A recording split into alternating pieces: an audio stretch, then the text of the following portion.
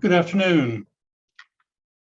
I'm John Tierman, and on behalf of the MIT Center for International Studies, I welcome you to this Starr Forum, where we will be hearing from Kai Bird, who is the author of the recent biography, The Outlier, the Unfinished Presidency of Jimmy Carter. If you haven't already, please find the Q&A feature on the bottom of your toolbar. This is where you can type in your questions, and we will, I hope, be able to get to a number of questions toward the end of our hour together. In addition, please pay attention to the chat feature, also on the bottom of the toolbar, where we will be sending out resource links, such as bios, upcoming events, and other information, including a link and information on purchasing this book, which I certainly recommend. Now, let me introduce our speaker, Kai Bird, who happens to be an old friend, I'm happy to say.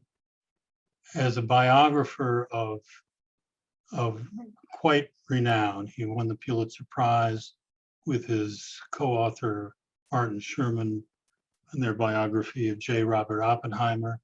He's also written about McGeorge and William Bundy, John J. McCloy, Robert Ames, and others. This is a man possessed by the biographer's bug. And in fact, he is the director of the Leon Levy Center for Biography at the Graduate Center of the City University of New York.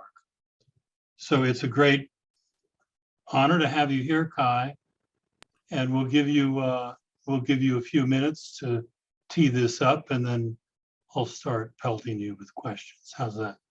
Sounds like fun. I love the Q&A period always. So I guess I should tell you a little bit about how I came to this book. I've been working on it 6 years, and but I have been thinking about Jimmy Carter since his presidency, when I was a young working journalist at The Nation magazine and elsewhere. And then in 1990, after I was sort of finally finishing my first biography, a massive 800-page tome on John J. McCloy, I thought about doing Carter. And my editor at The Nation, Victor Navasky, said in a very clever way, he says, well, to explore this subject, what you ought to do is write an essay for The Nation on what Jimmy Carter has been doing with his ex-presidency. And so I went down to Atlanta and interviewed a bunch of people who were working at the newly opened Carter Center.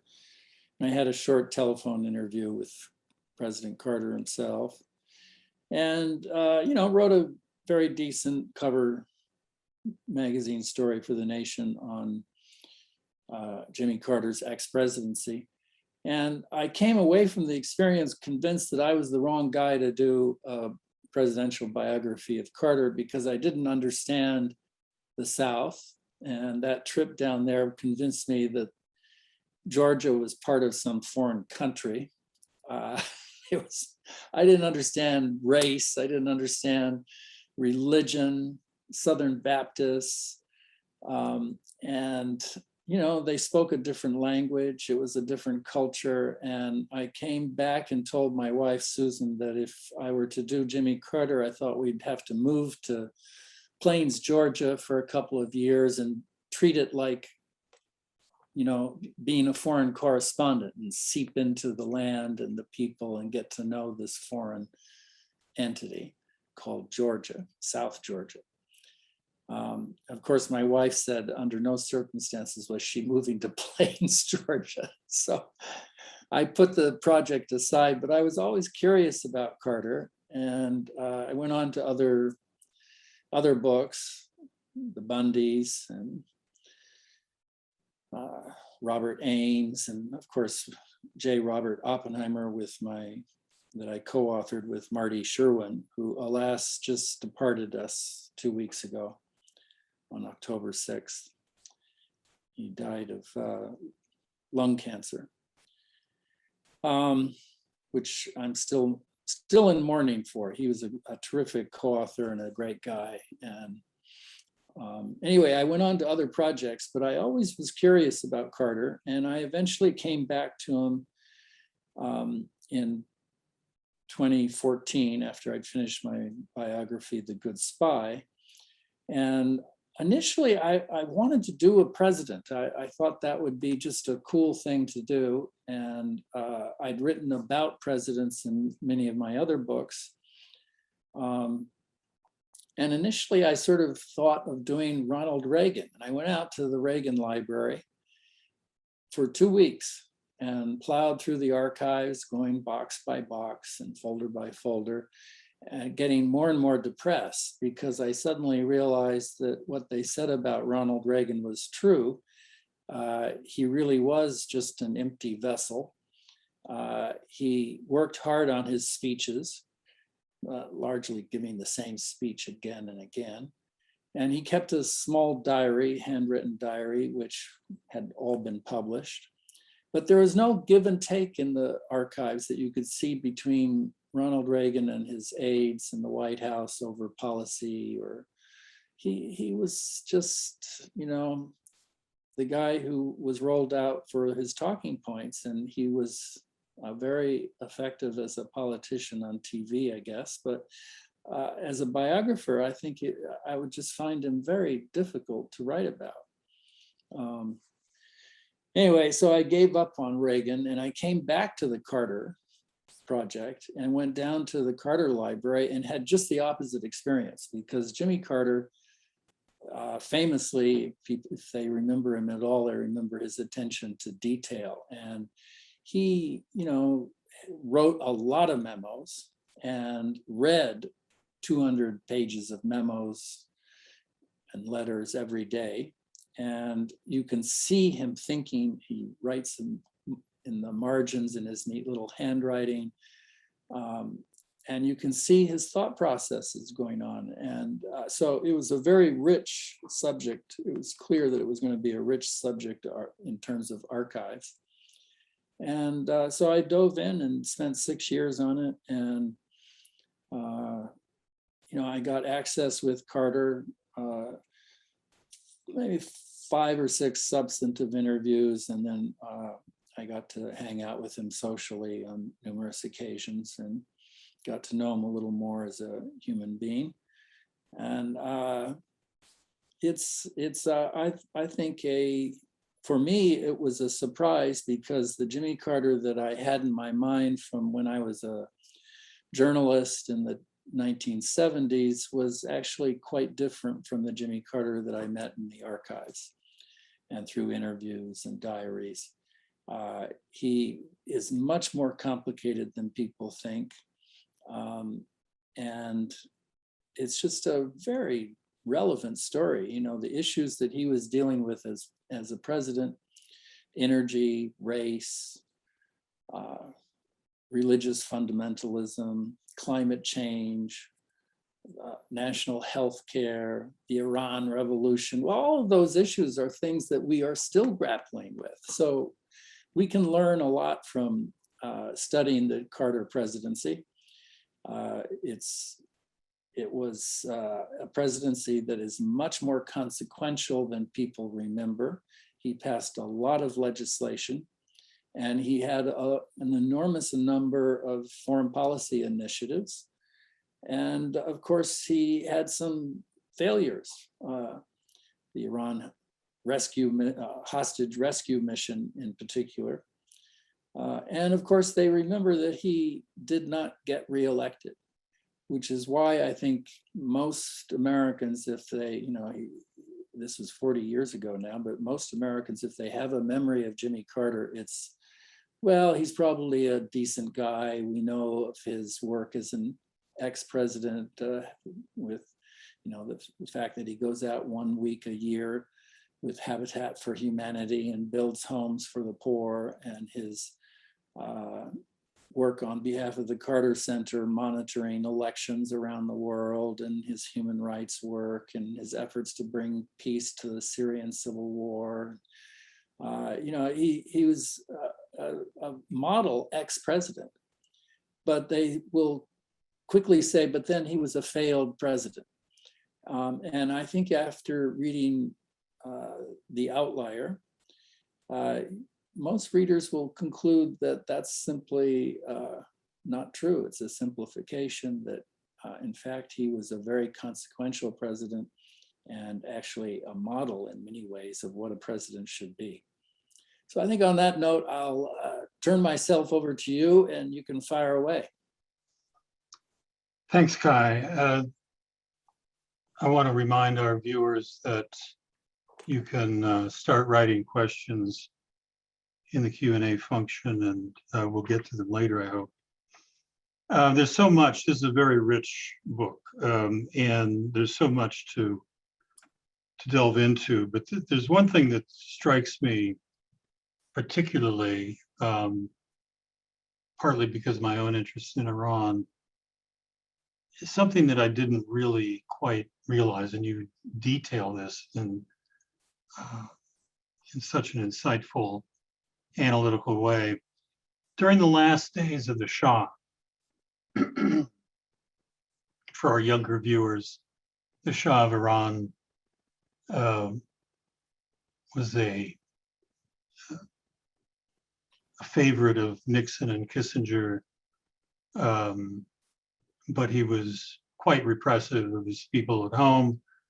It's kind of a long story we won't get into right now, but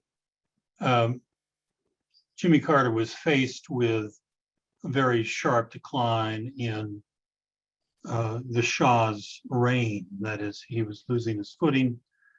And indeed, he finally decided, after massive protests in the streets, to abdicate, essentially, to leave Iran, and to leave his last prime minister, Bakhtiar, to perhaps hold off the onslaught, essentially the popular onslaught of the Ayatollah Khomeini, who was in Paris in exile at that point, but it was going to return to Iran. So there were this few days that were very tense, I think, for the president and certainly for the Iranians.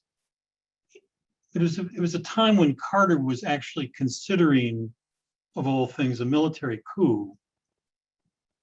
And at the same time, not really mindful, I guess I would say, of the human rights situation in Iran.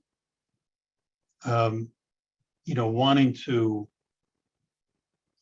keep Khomeini at bay, but also not really having successfully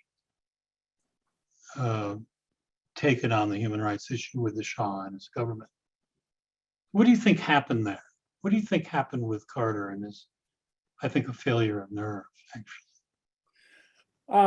Well, it's a very dramatic story, the whole revolution and Carter's handling of it. And I argue in the book, basically, that Carter was swept along by historical events. There was, I think, no way that he was going to stop the revolution. The revolution came as a surprise to both him and to the entire national security establishment in Washington, just months before the autumn of '78, when the revolution really rolled into the streets. The CIA put out an intelligence assessment flatly stating that the Shah's regime was solid and unthreatened by any real political instability. They were completely wrong. And Carter, was the president, famously, who put human rights at the center of US foreign policy and made it a keystone of our rhetoric and our principles.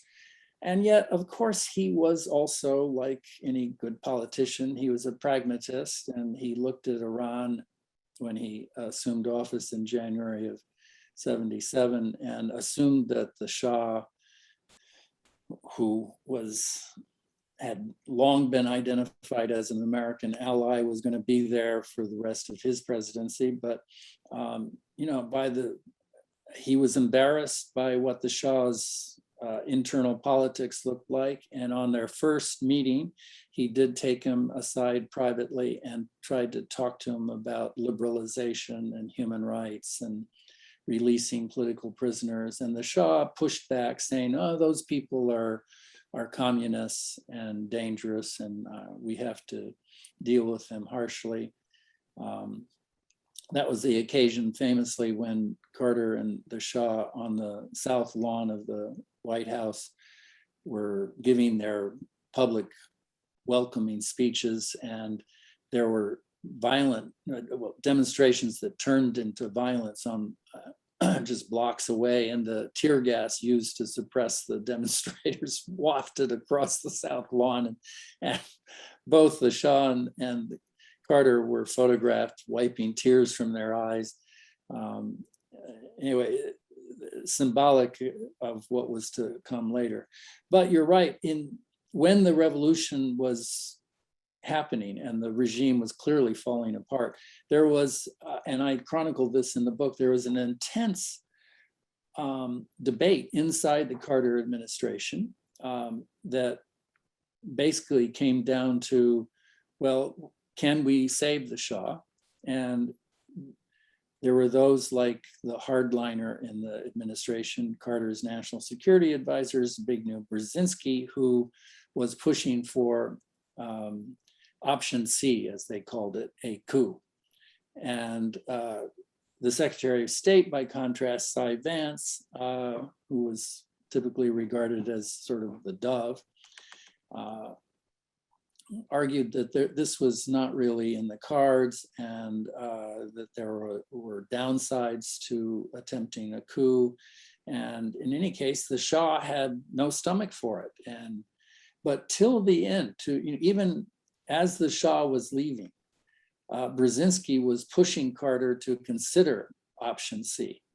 And it's a dramatic story where Carter's sort of begins to give, all right, well, let's see, Zbig, let's feel out the Iranian generals. He actually sends an American general out to Tehran to do this, to check out on whether the Iranian military had the backbone to launch a crackdown.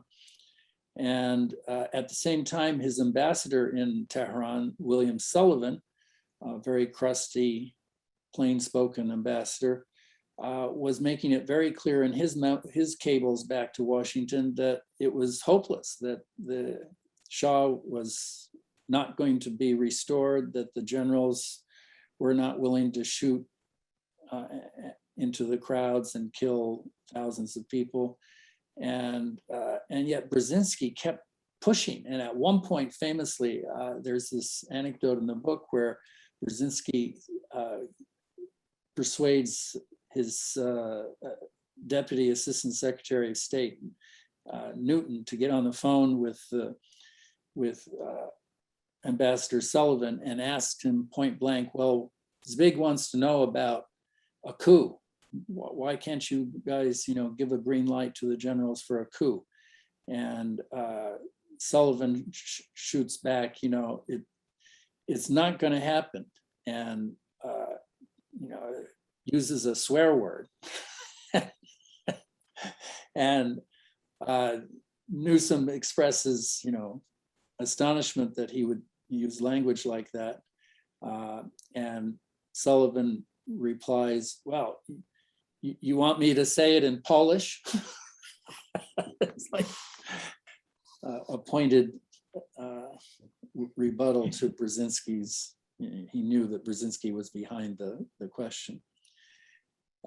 Anyway, that's a long way to answer your question, but I think Carter was torn and conflicted, and yet his instincts were always not to use military force. And yet he had hired this national security advisor, Zbig Brzezinski, who was constantly urging him to be tougher and to think about using military force. Yeah, it's very striking throughout the book, really, part of his presidency, that Brzezinski certainly doesn't come off very well in Your Reckoning. And in fact, I read a review of the book that said you were really carrying water for Cy Vance. And Right. how do you feel about that? I'm very comfortable with my portrait of Zbig. He was a very feisty, difficult man, and everyone around him in the Carter White House sort of was aware of this, and often, resented his heavy-handed attempts to get Carter to do things that he precisely did not want to do. At the beginning of the administration, during the transition, this is a very telling anecdote. Richard Holbrooke, who had been a sort of rising young Turk in the foreign policy establishment and had worked on the Carter campaign, advising him on foreign policy, Carter calls up Holbrooke and asks him for his advice and tells him that, he's thinking of putting Cy Vance in as Secretary of State and Zbig Brzezinski as National Security Advisor. And Holbrooke says, after a long pause, knowing that this is not what Jimmy Carter wants to hear, he says, well, Mr. Carter, I think, you could have either one, but the two of them together would be very disruptive. And they have two different worldviews. And this is quite true. Zbig Brzezinski looked at the world through these Cold War blinders. He saw the Russians as the enemy, a generational enemy. He saw them through Polish eyes. He was the son of a Polish diplomat himself. And he just, he hated Soviet communism and hated the Russians. And whether it was the Horn of Africa or Cuba or the Middle East, he was always thinking about those issues in terms of how to make the Russians feel uncomfortable. Cy Vance had a completely different worldview. He was a sort of consummate diplomat. He saw the Soviet Union as a failing empire and not a threatening aggressive empire. And of course, as we now know, he was right and Zbig was wrong. But Carter thought that he could sort of manage like FDR or Lincoln with a team of rivals. And he enjoyed Zbig Brzezinski's presence. He enjoyed arguing with him. Early in the administration, Carter gets a memo from Zbig who tells him, you need to send a message to the Russians right away by showing them that you're tough and do something militaristic, just a show of force someplace.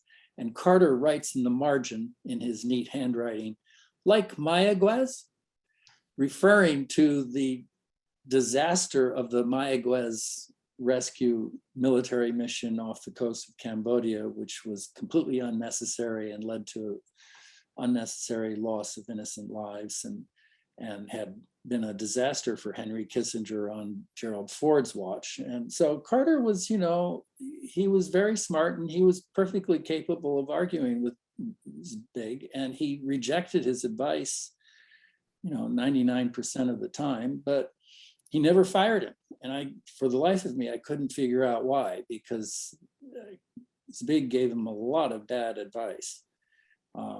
And I quote at the end of the book, and this is in defense of Cy Vance, who after he finally resigned in the wake of the failed helicopter rescue mission in the spring of 1980, well, Cy Vance, after the defeat of Carter by Ronald Reagan in November of 1980.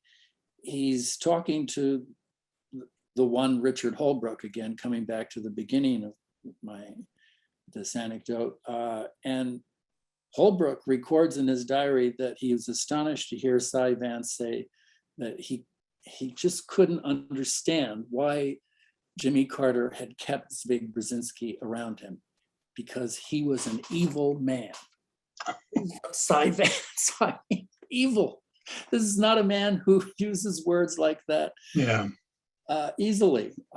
So again, I know I've been criticized in a few of the book reviews for being a little tough on Zbig, but Zbig was himself, boastful about this. In one of my interviews with Zbig Brzezinski, he made a point of telling me, oh, one day I got into a difficult argument with the president in the Oval Office, and I marched out, came back to my office, and a few minutes later,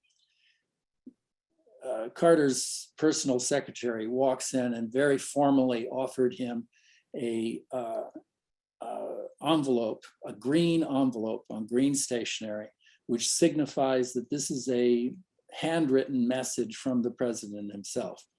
And Zbig opens up the envelope, and there's a one-page little note from Jimmy Carter saying, "Don't you know when to stop?"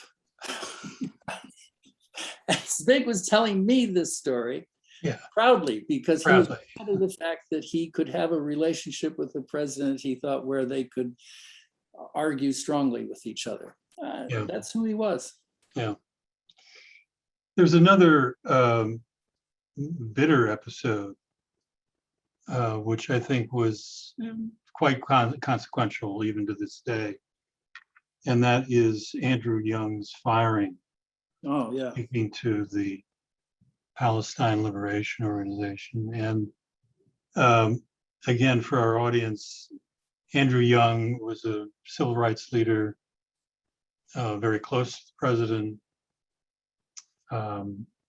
was named by Carter to be our ambassador to the United Nations. And well, you can explain what happened there, but it strikes me as being a kind of a failure of nerve on Carter's part, especially given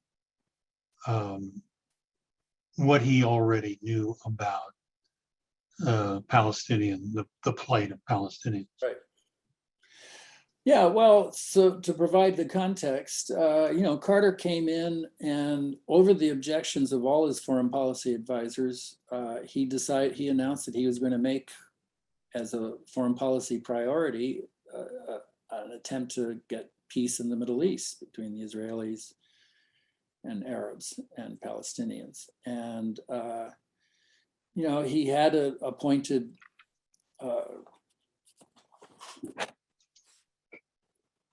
he appointed Andy Young to the United Nations post, knowing that Young was going to be an outspoken advocate of human rights. And Carter made an initiative in the spring of '77, talking for the first time for a president. He talked about the need for a Palestinian homeland. And this, of course, was extremely controversial. Anyway, move ahead to August of 1979. Andy Young, as UN ambassador, has a meeting that's sort of under the radar. There are some legitimate reasons for why he would hold such a meeting with a representative of the PLO in the home of the Kuwaiti ambassador.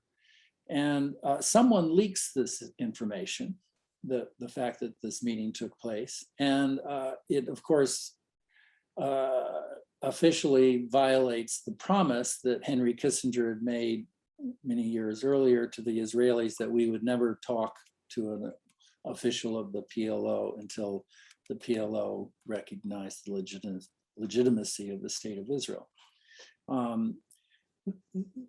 Anyway, the fact of this meeting was leaked, and it gets a little complicated, but Cy Vance incorrectly, in my view, was given information that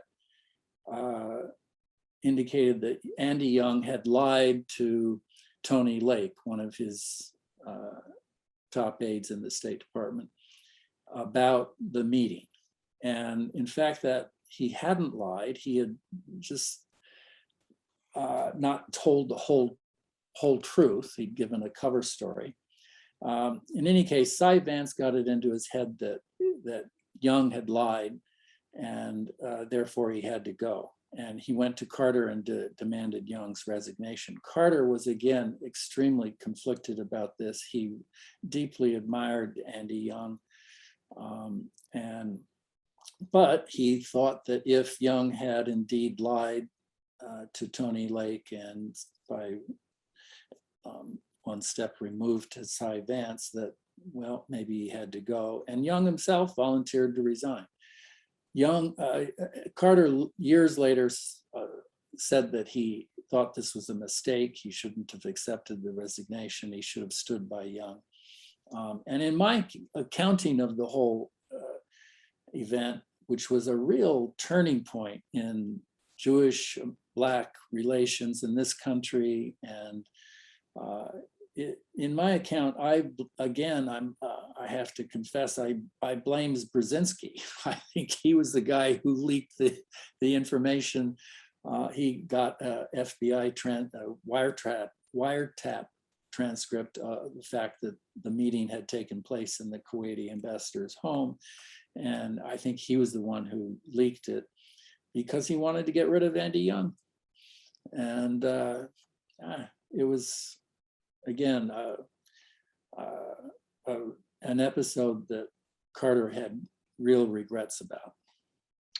Did he want to get rid of Young for policy reasons or something else? Yeah, Young was sort of off the territory, the reservation in terms of human rights. He was very outspoken. And in the eyes of Brzezinski in particular, Young was simply not enough of a Cold Warrior. Wasn't, he had too rosy a view of the Soviet Union and was, too much of a liberal. Yeah. Turning for a moment to the Cold War and the Soviets, this was a period that was depicted at the time as an end of détente, the collapse of détente. Even before the Soviet invasion of Afghanistan, although it's all related, of course. What do you think? How do you think the Soviets regarded Carter? It started out with this very, as you detail, somewhat idealistic offer from Carter to cut the strategic nuclear arsenals dramatically. Right. Sometimes described as sort of a clumsy process on his part, but nevertheless sincere. The Soviets recoiled at this. Why did they recoil, and what did it have anything to do with Carter's raising of human rights as the banner of American foreign policy? Yes, certainly it did. At the same time that Carter was making an initiative to, as you said, cut dramatically the number of strategic nuclear weapons, he wanted, to negotiate a SALT II treaty that had already sort of been negotiated by his predecessor, Henry Kissinger, and they had agreed to certain limits.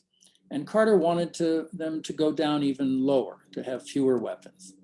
And he proposed this to the Soviets, and their reaction was, well, wait a minute, we've already negotiated this treaty. Why are you suddenly making new demands? That was point one.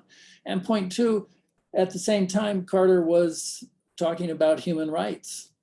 And he was talking about Sakharov. And he was, making this human rights a sort of public diplomacy pressure point on the Soviet Empire.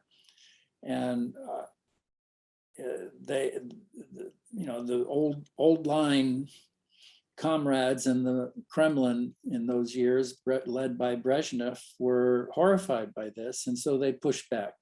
And so the result was that the negotiations over SALT II dragged on and on and on until finally they got the makings of a treaty, and then it never got ratified by the Senate because of the Soviet invasion of Afghanistan.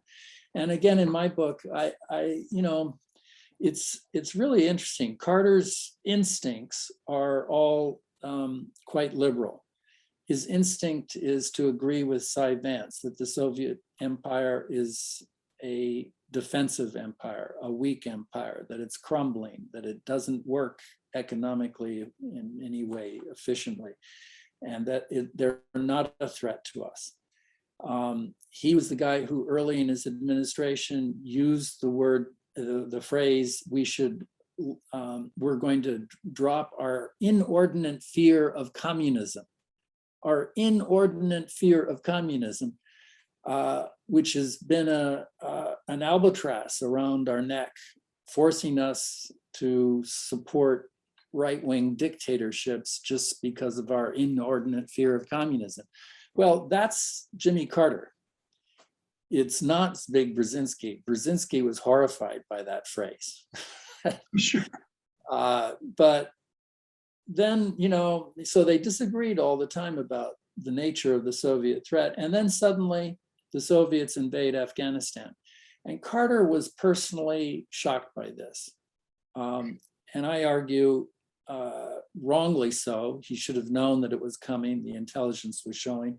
And rationally, he should have looked at the situation and realized that actually the Soviets were invading Afghanistan to overthrow a hardline Communist Party dictatorship in favor of a more moderate Communist Party faction, because the guy in power was, killing hundreds of people, leftists and rightists, leftists and religious fundamentalists, and alienating everyone. Anyway, the invasion was also, well, Carter's reaction to it, I think, was overblown. But from that moment on, Brzezinski sort of had Carter's ear, and Vance's influence was on the wane. And this is actually why he resigns in April of 1980, because he conceived that Brzezinski has won out in this power struggle.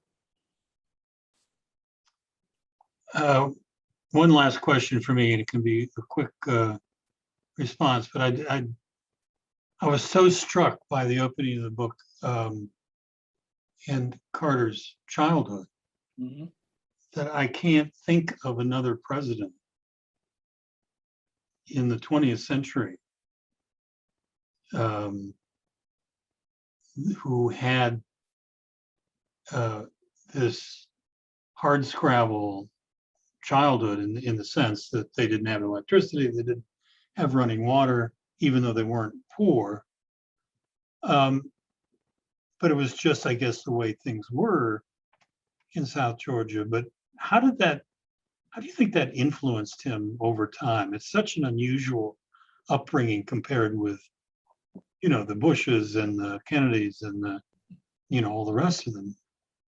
Yeah, no, it's the great mystery about Jimmy Carter is how he could have come from where he came from in South Georgia. Not even Plains, which was population 650 people or so. He grew up in a little hamlet 2 miles down the road called Archery. And he was virtually the only little white boy in this hamlet. All his friends were African Americans. For half the year, they marched around the farm barefoot. He picked cotton, and he fished, and he hung out in the barnyard with an African-American foreman who was the only salaried employee. Their circumstances, they were well-off white people, but their circumstances were certainly Spartan. I mean, he lived in a Sears and Roebuck assembled house, a little 3-bedroom wooden house. It had no running water, no electricity. There was an outhouse in the backyard. I think they got electricity, and that was a big event in Jimmy Carter's life when he was about 14 years of age. And again, his father, Carter grew up with African-American friends that he went fishing with and sat in the pews in Sunday churches singing, African-American hymns. He was very comfortable around Blacks throughout his life. And yet his father was a white supremacist. He believed in segregation. He believed in the supremacy of the white race. And so this is the mystery, how did Jimmy Carter come out as a liberal in South Georgia? Well, it's all because of his mom, quite evidently, Miss Lillian, who was from another Southern tradition, this tradition of eccentric, gentlewoman Southern ladies who got away with breaking all the social taboos. She liked to shock her neighbors by saying admiring things about Abraham Lincoln, which was a no-no in South Georgia. And she believed in the equality of the races, and she was a nurse who administered medicine and healthcare to African Americans in South Georgia. And she gave Jimmy a love of books and a searing ambition. And he was just very bright and, made his way out of this world and was determined to make his mark on it. And, he was religious, but ambitious like crazy to win political power. And he knew exactly what it was necessary to do so. It's a fabulous sort of Shakespearean story that this man comes from Archery, Georgia, and becomes president of the United States in 1977. It's just the most improbable story. Yeah, it's a great story. Let me go to questions from our audience. The first one is, in the latter stages of Carter's presidency, inflation was rampant in the United States. To what extent did the adverse economic situation, rather than foreign policy failures, prevent his reelection? Yes, well, as Bill Clinton famously said, it's all about the economy, stupid, right? And it always is. And, presidents can get away with doing a lot in the field of foreign policy. Carter, had enormous achievements. The Camp David peace accords that led to an Arab-Israeli peace treaty between Egypt and Israel. But on the issue of domestic affairs, where again, he got an awful lot done.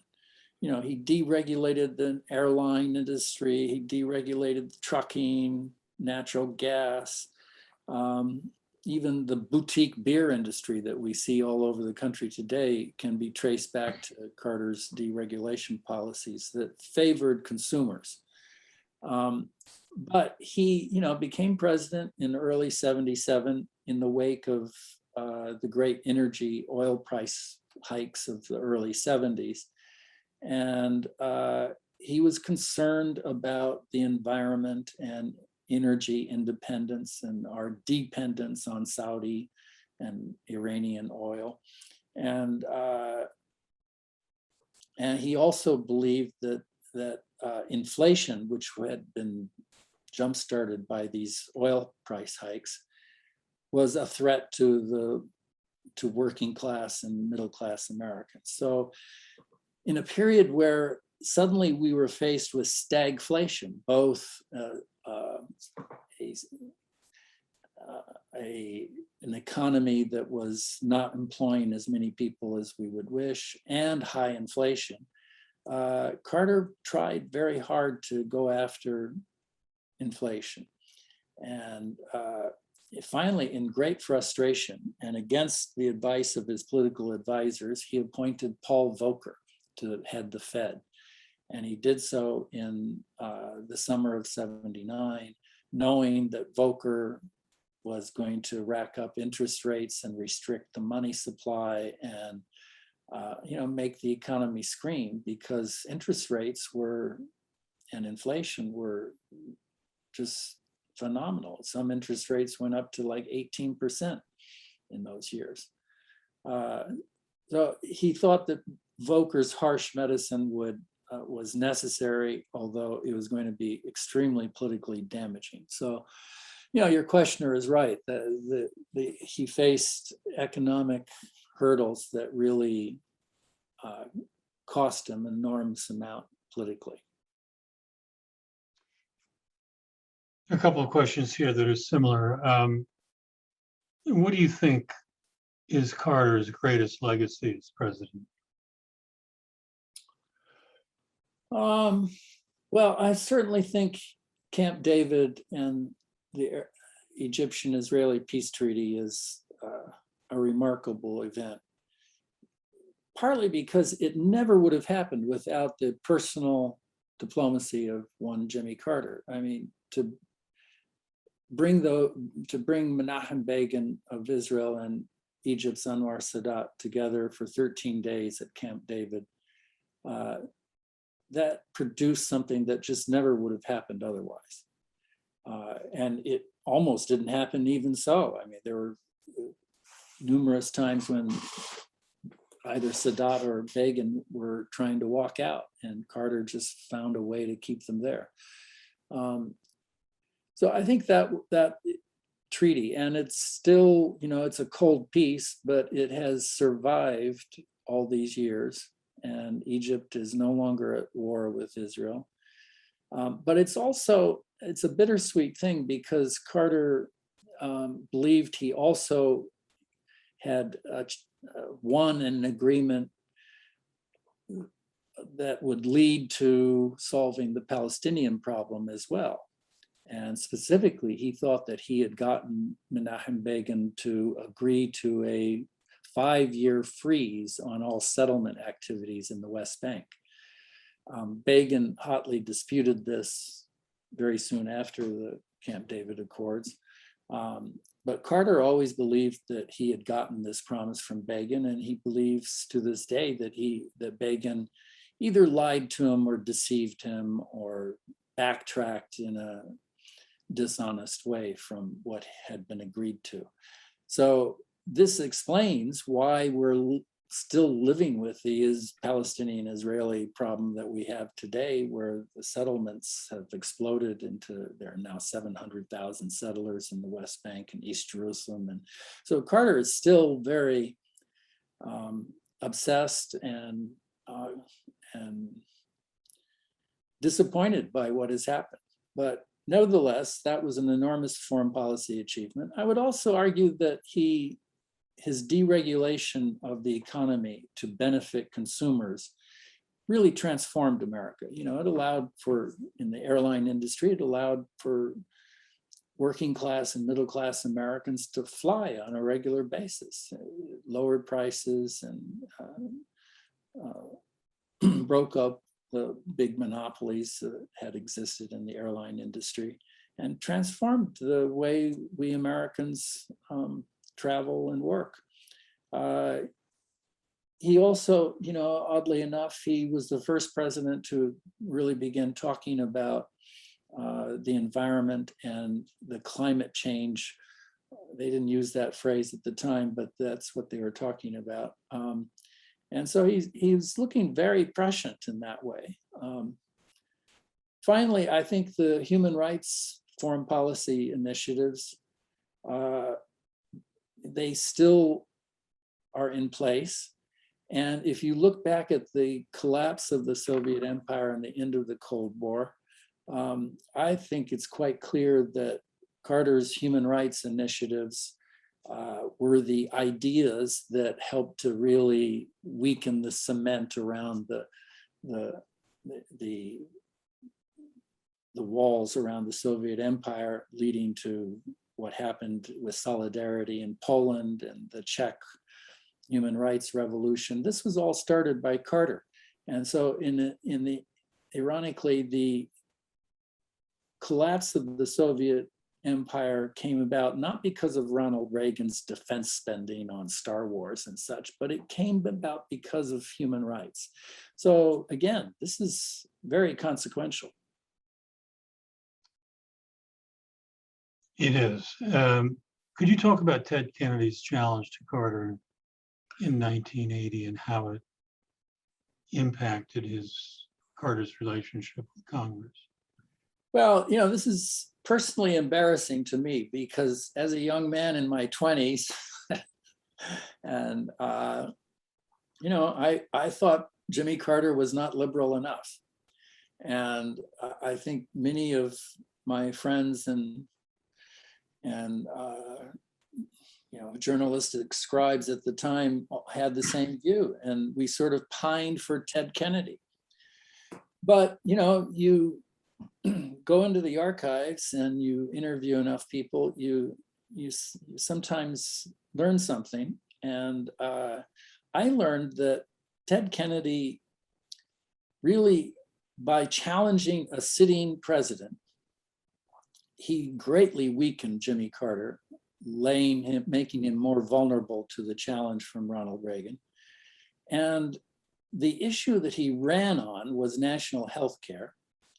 And yet it's very clear to me from the narrative that, Jimmy Carter wanted to have national health care too. He campaigned on it in '76. And then he got into office and, he's a small town fiscal conservative, and he looked at the numbers and he thought, Ted Kennedy can't get the votes for his bigger healthcare package, and it's too expensive. And so he brought Kennedy into the Oval Office, and they had a real argument falling out where Carter says, I want to offer a compromise bill that will give Americans universal catastrophic health insurance so that no American family would spend more than $5,000 on a catastrophic health event. And this, of course, if it had been passed and if Kennedy had come aboard on this compromise, they would have had the votes. It wouldn't have been that expensive. And it would have been a foot in the door for the eventual expansion of Medicare or the introduction of a single payer system. But instead, Kennedy flatly refused to compromise. Carter stubbornly believed that Kennedy was walking out of these negotiations simply because he wanted an issue to campaign on, and that he was a privileged Kennedy who thought that the presidency was his by inheritance because of what had happened to his two elder brothers. And Carter just wouldn't have it. He announced that he was going to whip Ted Kennedy's ass, and he did in the primaries. Carter could be politically very ruthless, and he knew what it would take to defeat a Kennedy challenge, and he did it. But Kennedy never stubbornly refused to drop out, even when the delegate math made it clear that he had no chance of getting the nomination. And, right up until the convention, Kennedy was up there, and he even refused to do the famous shaking of hands in the air. And this weakened Carter's base, divided the Democratic Party, and was a major reason, I think, for why he failed to get reelected, along with the hostage crisis and I would argue Bill Casey, Reagan's campaign manager, who I believe, and I have the sort of smoking gun memo that supports this notion, I believe Bill Casey, as the campaign manager in the summer of 1980, made a secret trip to Madrid, Spain, and met with a representative of the Ayatollah Khomeini, sort of promising him that he would get a better deal from his candidate, Ronald Reagan, than he was going to get from Jimmy Carter. And of course, this prolonged the hostage crisis. And I have a short, but I think quite convincing chapter in the book that documents this October surprise scandal. Speaking of the Kennedys, I was struck by a number of anecdotes you had about how poorly received the Carters were in Washington by the sort of Washington elite. I remember some of that, actually, how unfair it was. Do you think that that was all kind of inside the Beltway, gossip and turmoil, and that the voters didn't really pay attention to that? Or do you think that actually sifted out into the electorate at large? I think go ahead. Very much. I think, the Georgia boys, Jimmy Carter and his Georgia boys, arrived in Washington. And, Jody Powell, the press secretary, and Hamilton Jordan, his sort of de facto chief of staff, were very young. They were in their early 30s. And they arrived in Washington sort of announcing that the Carter administration owed no one, certainly not the Washington establishment or the Georgetown set or the foreign policy establishment. They had won this campaign as independents, as populists. They weren't bought and paid for by any establishment, and they advertised this. Well, they were also Southerners who had some insecurities about being the first Southerners to occupy the White House. And in response, the Washington Post in particular, but the press in general, they couldn't figure out how to deal with, what to make of these Georgia boys. They were sort of breaking some of the social taboos, wearing work boots into the Oval Office, and so pretty soon,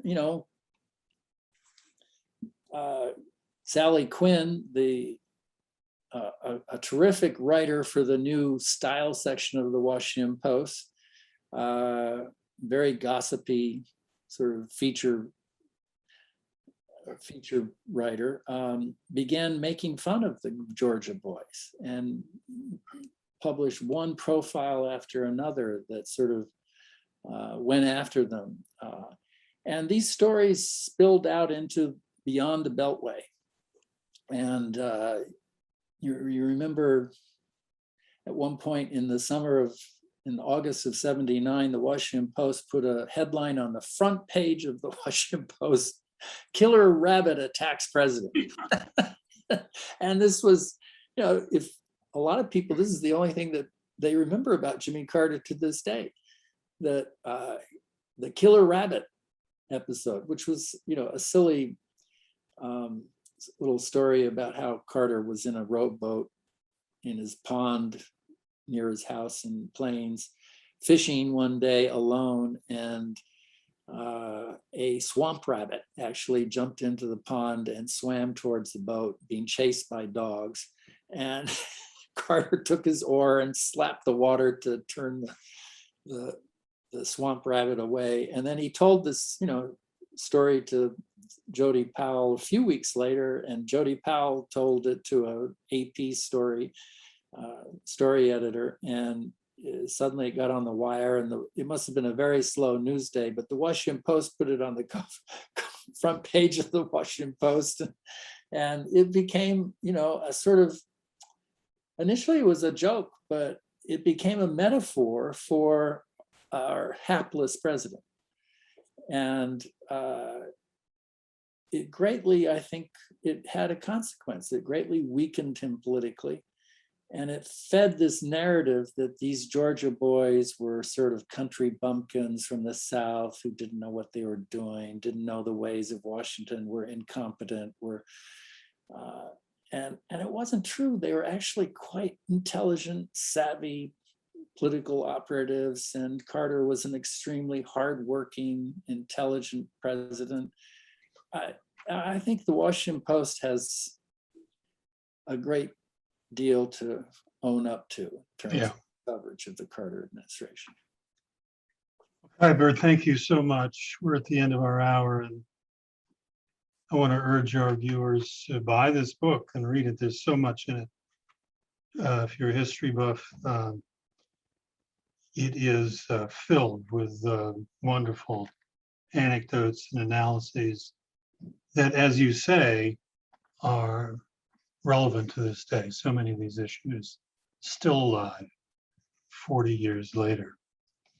So thank you so much. And to our audience, thank you. Thank you for your patience and your questions.